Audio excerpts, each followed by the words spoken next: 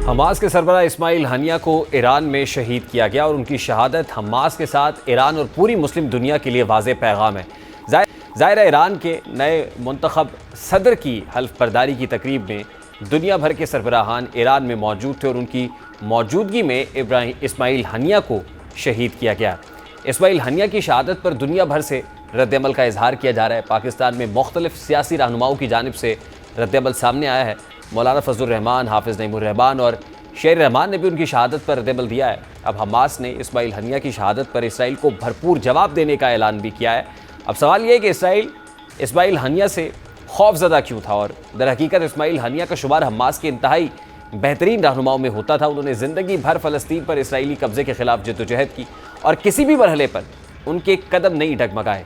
Israeli क़यादत और फ़ौज दोनों ही इस्माइल हनिया की सरगर्मियों की खबर रखती थी और उनकी नकलो हरकत को बाकायदगी से मॉनिटर किया जाता था। चंद हफ्तों के दौरान गज़ा में इसराइली जारियत भी बढ़ गई थी और इसराइली फ़ौज पर हमलों में भी शिद्दत आ गई थी। चूँकि हमास के अलावा अब यमन के हौसी, मलेशिया और लबनान की हिज़्बुल्लाह मलेशिया भी मैदान में है। उन सब ने बारी बारी इसराइल की हुदूद में मुताद मकामात को निशाना बनाया है।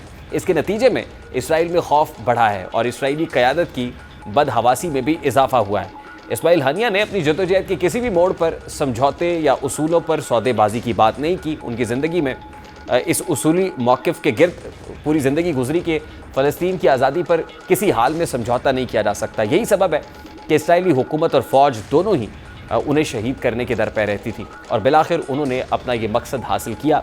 गज़ा के हालिया तनाज़े के आगाज़ से अब तक इस्माइल हनिया के 3 साहबजादे इसराइली फ़ज़ाई हमले में मारे जा चुके हैं। बहुत से सफारतकार उन्हें हमास के ज़्यादा सख्त गीर अरकान के मुकाबले में मुतदिल इतदाल पसंद रहनुमा के तौर पर देखते थे।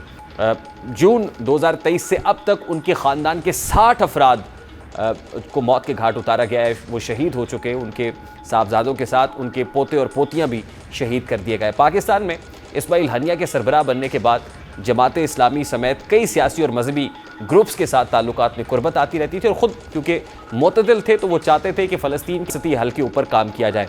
और उनके शहादत के साथ ही ये भी समझा जा रहा है कि जैसे फ़लस्तीन की 2 रियासती हल का मामला अब ख्वाब ही रहेगा। अभी एक ब्रेक लेंगे और ब्रेक के बाद जब वापस आएंगे तो चीन पाकिस्तान से बड़ा मुतालबा कर रहा है। वो क्या है आपके सामने रखेंगे।